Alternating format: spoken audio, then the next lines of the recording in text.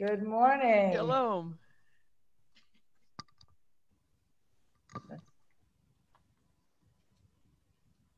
Wait, why am I seeing full screen? There we go. There we go. Okay, good. Oh, Bernice, you're on. Good. Don't know where to put that for safety. Any ideas? I've got to get on this.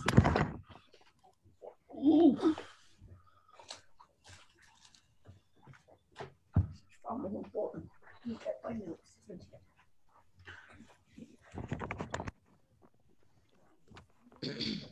Something myself there. Leave it. No. I'd ask go outside. You probably would have put it there.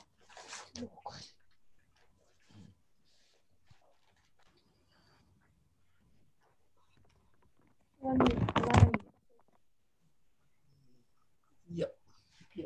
Video's on. Oh, good. I'll make some tea in a bit. Yes, please.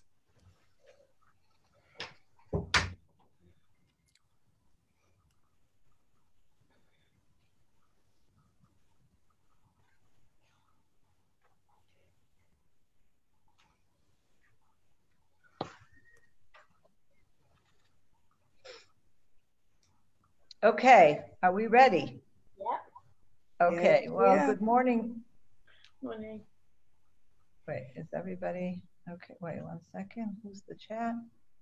Okay, here we go. What am I doing? Okay. All right, so hello, everybody. Hi. Good morning, good afternoon, wherever you happen to be. We are going to be studying today. This week's Torah portion is Vayishlach, and it begins in chapter 32. And Jacob has just left Laban. They've separated, and he is now entered or about to enter the land of Israel. And most of this Torah portion involves the relationship between Jacob and Esau. There's a few other things, but I want to talk about that, and that really is the main subject. Okay, so it begins with the fact that Jacob is coming into the land of Israel, and if you recall, he has been, he ran away from the land of Israel, land of Canaan, many years earlier, because Esau was planning to murder him. He was so angry with him for having tricked Isaac and having taken his blessing that he's ready to kill him, and he runs away. So he's coming back into the land, and he's very concerned about what's the story with Esau. And so what he does is he sends, in the meantime, we find out in the very first verse, we find out that Esau is in Seir. Seir is probably around Saudi Arabia of today.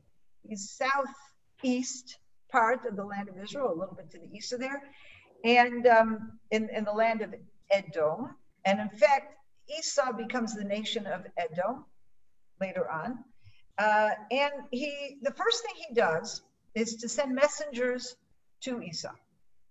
And I'm reading from chapter 32, verse 5.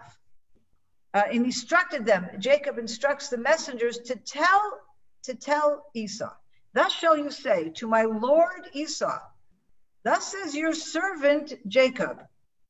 And then he goes on with this whole message, and he says at the end, I send this message to my lord in the hope of gaining your favor.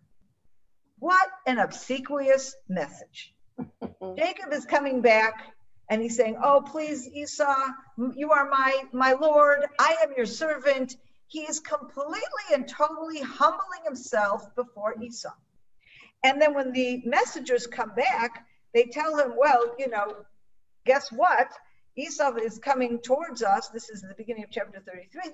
Esau is coming towards us with 400 men. So Jacob is absolutely panicked. He said, oh my gosh, he's mounted an army. He's coming to attack me. What are we going to do? And actually, Jacob is very practical, and he does a number of things. Rashi basically divides these into three different categories. He prepares for war, he prepares to give him gifts, and he prepares to appease him. And basically different tactics. So he divides his family. So in the event of one is attacked, the other one can run away. He prepares all these sheep and goats and all kinds of stuff that he's going to give to Esau. And then when Esau actually comes, we have as follows in verse 3. This is chapter 33, verse 3. He himself went on ahead and bowed low to the ground 7 times until he was near his brother. Esau ran to greet him. He embraced him, and falling on his neck, he kissed him, and they wept. If you just read these verses, okay, without any background, without any prejudice, either for or against Esau, I'm assuming the impression you gain is, well, Jacob had really nothing to fear. It was reasonable that he would fear this because indeed 20 some years earlier, or however long it was, Jacob had to run away from his father's home because really Esau was planning on killing him. But now, even though, and of course he comes with his 400 men, so it looks like he's about to declare war, slaughter the whole family, whatever. But as soon as he sees them, Esau runs to him, hugs him, and it says, you know, like, who are all these people? And he seems so happy to see him. And the conversation between Jacob and Esau could not be more pleasant. So, of course, this raises many, many questions. One question is, was this always a misunderstanding? Was Jacob still living in a reality of decades earlier, and Esau had long ago forgotten it? And from the beginning, Esau was coming towards Jacob with a spirit of friendship and peace. It's his brother. I'm happy to meet you. Or was there something that Jacob did that softened Esau in some way? Was it the language of, he bowed to him 7 times? Was it the language of bowing? Was it the language of the messenger who said, you are my Lord, I am your servant? Did this make a difference? And what I would like to do today is not so much decide ourselves, although it's certainly open to everybody can decide whatever they want, what they think really happened here. But what I think is very significant, what I would like to do today is a kind of discussion of how Jewish commentaries saw this over the centuries, okay? So first of all, is a bit of background. Esau is traditionally viewed in Jewish sources as representing Rome, and later on representing the church, which is the logical heir to Rome. The Roman Empire, it was the church who essentially inherited the Roman Empire during the Byzantine time, and continued, the church, of course, up until the Protestant Reformation was based, certainly the Western church, based in Rome.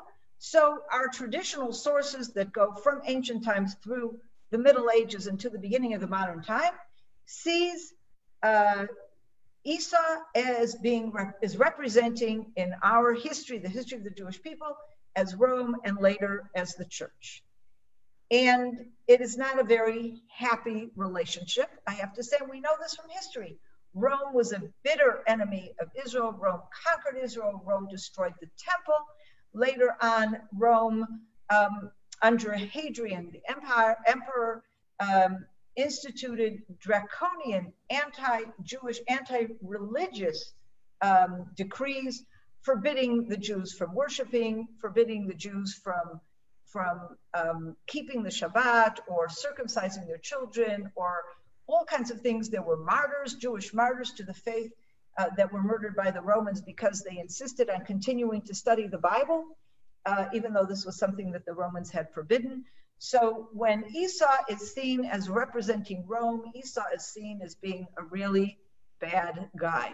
And in fact, there is a sentence, a statement in the Talmud that says, I'll say it first in Hebrew because there's at least Ruchama will understand the Hebrew, maybe a few others here. It is a well-known fact that Esau hates Jacob. And here, what we've basically done is we've taken two biblical figures, Esau and Jacob, and they end up representing two nations through the ages. Rome is Esau, and Israel, of course, is Jacob. Well, Israel, Jacob, that makes a lot of sense. Okay, the Rome, Esau, this is something that is a question of interpretation, and it's an interpretation that developed beginning at the time of the Roman Empire. And moving on, where, as I said, the church is seen as inherited Rome in that sense. Okay? So, given that understanding, I would like to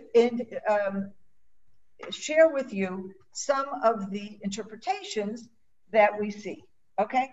So, first of all, if we look at both Rashi and Ramban is lived in the 14th century, Rashi in the 11th century.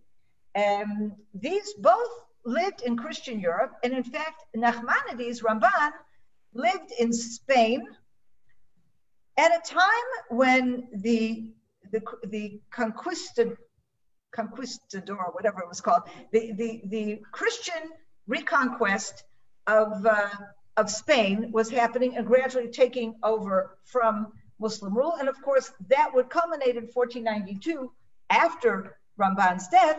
It would culminate in the expulsion of Jews from Spain. But even so, in the time of Ramban, for example, he was someone who was, there was already Christian persecution of the Jews at that time, on and off.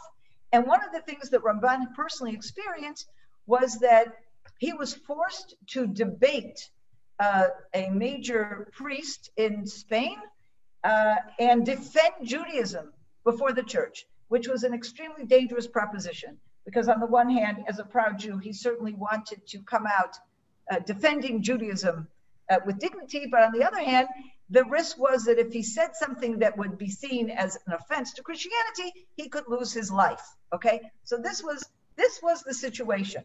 And this is a man. And what this man says, and Rashi, by the way, Rashi living 200 years earlier, Rashi not personally experienced, but he lived at the time of the Crusades. Okay, so he saw and witnessed in different parts of Europe that there were Jewish communities that had been completely decimated by the Crusaders. On the other hand, Rashi was someone who, in his own place of living, where he was actually, in addition to being a commentator on the Bible, he was, and one of the probably the most prolific commentators on the Bible, the Talmud. I mean, there wasn't anything written at his time that he didn't write a commentary on, which is like amazing. I mean, this was before the days of Google and internet. He just like had read it all and commented on it all, which is amazing. But he, at the same time, he was a businessman. He made wine, and he had very successful business relationships with the Christians in his area. So he basically is a man who saw both sides of the relationship with Christians. Okay, so when we talk about Rashi, he talks about seeing that there was a complete change in Esau.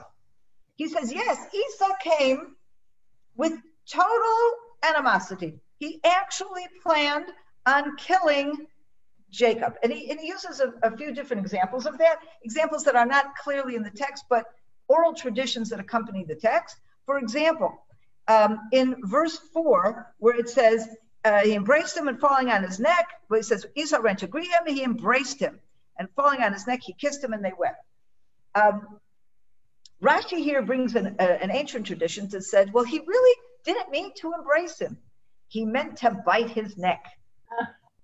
Okay? And when he tried to bite his neck turned to marble, and he therefore could not bite it. Okay?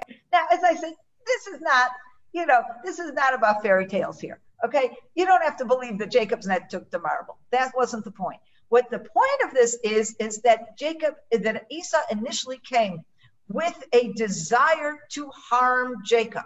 That's how Rashi reads the story. Okay? And therefore, what happens afterwards is a result of some change that Esau undergoes. Now, Rashi talks about this in this word, hugging him. He says that when he saw how Jacob bowed to him, it stirred his soul. He became very merciful, and as a result, he decided to hug and kiss Jacob. Okay, that's Rashi. We have Ramban, which is saying something very, very similar.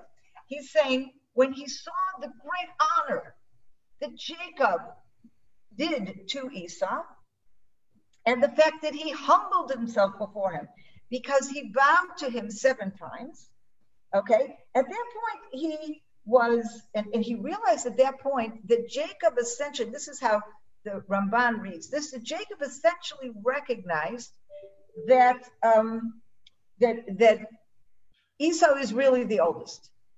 He says the reason he bowed to Esau was in deference to the older brother. And if you remember, the whole fight between Jacob and Esau is who is the older brother, who has the firstborn right. And Jacob bought it from him, then Jacob stole the blessing from him. And now because he bowed to him, Esau interprets this as being, yes, he's in deference. He recognizes that he was wrong, that Jacob was wrong, and he gives the birthright to him. Okay, and why is this relevant to the historical issue? Because these especially Ramban himself relates it to a historical thing, and he says as follows. First of all, in general, one of the things the Ramban does is whole methodology in teaching the Bible, especially primarily in the book of Genesis. He says that the actions of our forefathers act as a symbol or perhaps even a prophetic message to the nation of Israel. Something that happened to Jacob, to Abraham, to Isaac, to any of our patriarchs and matriarchs, many of these things can then be seen as an archetype or even some kind of a prophecy that will end up indicating a similar event that will happen to the nation itself. And when you get into the story of Jacob and Esau, this is how it is interpreted. This is a foretelling or a foreshadowing of the Jewish people among the Europeans, with the Roman Empire, and later within Christian Europe. And what the Ramban says as follows. He says, this is just one example. He follows it through in different ways, but I just want to focus on this one example. When he explains why is it that Jacob parted the camp into 2 sides, okay? And what we see here is that the scripture tells us himself that his reasoning was if he attacks one part of the camp, then the other one will at least run away. And here, the Ramban says that Jacob knew that there is no way that God would allow Esau to completely destroy his family, that there would always be a remnant. He believed, he understood that promise from God of the land and the children and the nation. So he knew that there's no way that Esau would succeed in destroying the whole family. And therefore, he divided the family, knowing that at worst he could only take half the family and not the whole one. And then Ramban continues and says, and from here we learn, or from here there is a prophetic hint, that there is no way that God will ever let Esau, will let Rome, will let Christian Europe totally disseminate us, destroy us from the earth. But we will suffer difficulties and troubles in different countries at different times. At one point, there's a country who will impose decrees against us, will try to kill us, or they will try to take our money, or they will limit our ability to do business or to own property. And another place, another ruler, another king in another country, at that point, will open its doors and will rescue us. And he sees this indicated, this prophetic message in what Jacob did in his dealing with Esau. And indeed, what you see here is, in many ways, a symbol of the nation of Israel. As Jacob is dealing with Esau, so many of these commentaries, particularly those we're talking about, commentaries that were living in medieval Europe, in Christian Europe, suffering from Christian anti-Semitism. They saw this struggle between Jacob and Esau as a reflection on what they themselves were experiencing or what had been experienced in past generations under Rome. And there's another, he ends though with another comment when he talks about how at the end, there is this kind of, Esau ends up being okay. He also says that there will always be times when things will balance. There will sometimes be good relationships with Esau, and there will sometimes be bad relationships with Esau. And so he gives an example in going back to the 1st and 2nd centuries. There was a time, for example, when there were good relations with the Jews and the Roman Empire, which ruled over Israel. And there were times when there was great martyrdom, where Jews were murdered for their faith. And both of this happened at a time during the Roman Empire. So even during this one empire, there would be periods of ups and downs, okay? And then he ends that by saying, but there will be times when Esau will have done terrible things to us, even worse than, and he had described a few things, even worse than what I've described. He says, but we suffered it all and we survived, okay? And then he says, and that is how he sees that hinted at the very end of chapter 33. It says, Jacob arrived safe, shalem, in the city of Shechem, okay? Now it's possible that Shalem is actually the name of a place. It could and it actually is a name of a place, okay? So it's very possible that actually today there's an Arab village called Salem that is very close to Shechem. And so it's very possible that what the scripture says is Jacob came to Salem near the city of Shechem. But what Ramban's interpretation is not that he came to Salem, but he came Shalem. He came whole. He came at peace. In other words, what he's saying is there will be a time that we will, in the end, he's not saying at a time, he says no matter what happens to us, we will end up on our feet. We will end up at peace. These are just a few examples of the interpretations that have been given to this very difficult meeting between Jacob and Esau, and how it is taken to be seen as the relationship between the Jewish people and Christian Europe and dealing with anti-Semitism through the ages. Now, even though the actual story of Jacob and Esau is in the Bible, really can just be seen, like I think one of you mentioned in the chat, it's two brothers, they had a falling out, and then Esau got past that. It's nothing national, it's nothing archetypal, it is just what it is. Two brothers had a falling out, and they made up, and by the time Jacob comes back, all is well, okay? And there's many ways, even if you review Esau and what it is that, how Esau is viewed, how he's presented, even throughout the whole story of the switching of the blessings and everything, he's really not presented as an evil guy. He's presented as maybe someone who's not quite as serious, not quite as interested in spiritual things, but he's certainly not presented as an evil guy. Now let's take a look at Malachi, okay?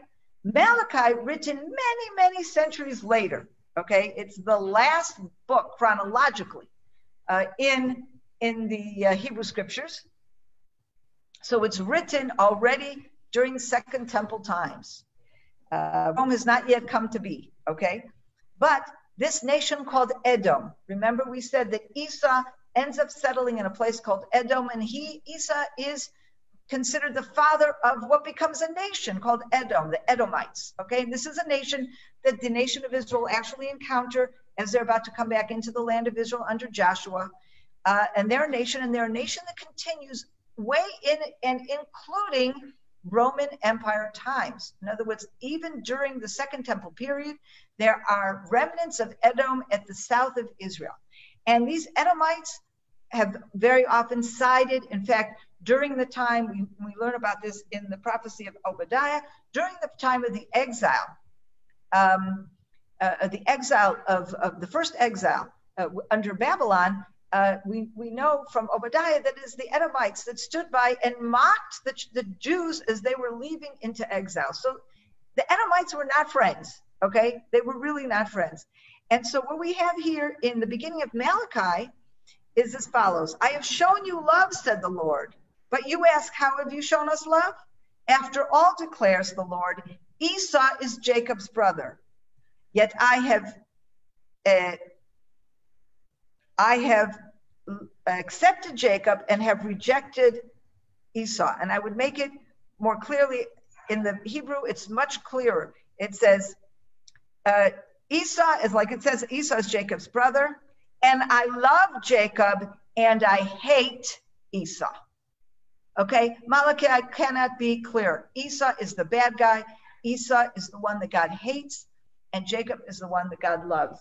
So later on, when Esau takes the form, it becomes the prototype for the worst of the Jewish people's enemies, whether it's Rome or the church.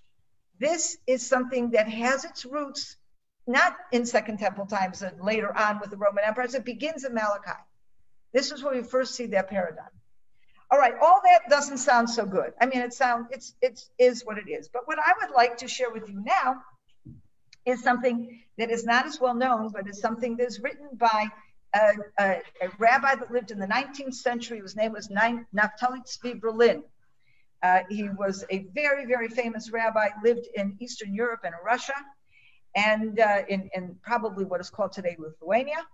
And he, in his interpretation of this section, where it talks about how they both cried, okay? At the end, they both cry. He, in a way, is starting to find hope for the future of Jacob and Esau, even as we see them as Israel and the nations. And what does he say? He says they both cried. It comes to tell us that Jacob also started to love Esau.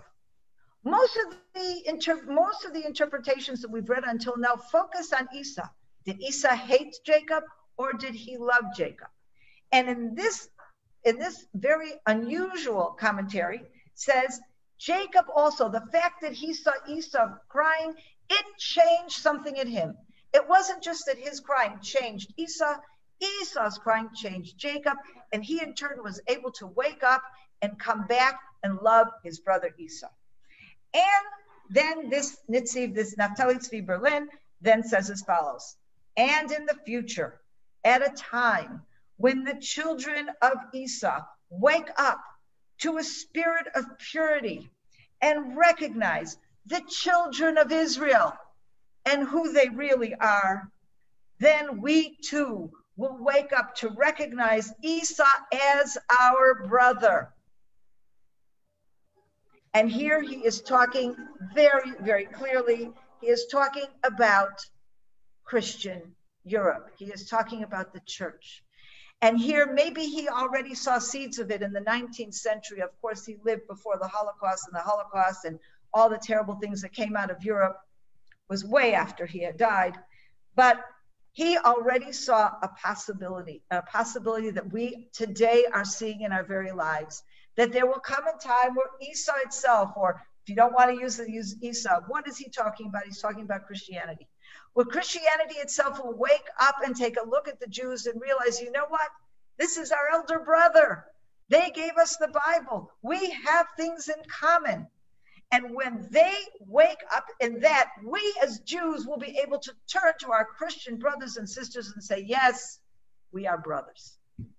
So this may have been a difficult way of discussing. I debated, should I be discussing this? It's sensitive, and I certainly don't want to offend anybody, but I do think it's important for all of our Christian friends to realize that the suffering that we suffered, and we did suffer from anti-Semitism brought from the church and from Christians, of course not all Christians, but unfortunately too much of the then Christian establishment of Rome and other elements of that were very anti-Semitic, and it was a Jewish tradition that saw that as coming from Esau, as coming from all the evil that Esau wanted to do to Jacob. But the fact is, we ourselves are witness to that change today. And when I saw this, it's actually a rabbi who I met a number of years ago, who, when he heard what I was doing, he said, "Have you seen this commentary?" And I said, I had not seen it, and he showed it to me. So I wanted to share that with you. And I don't know, does anybody have anything to say? We have a minute or two before we have to go. The rabbi's name, yes, Rabbi Naftali Tzvi Berlin. Berlin.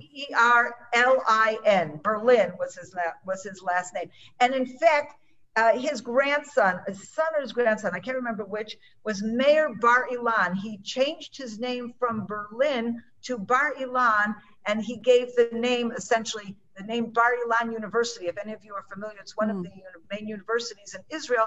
That university, Bar Ilan, is named after Mayor Bar Ilan, who is either a child or a grandchild of this Rabbi Berlin.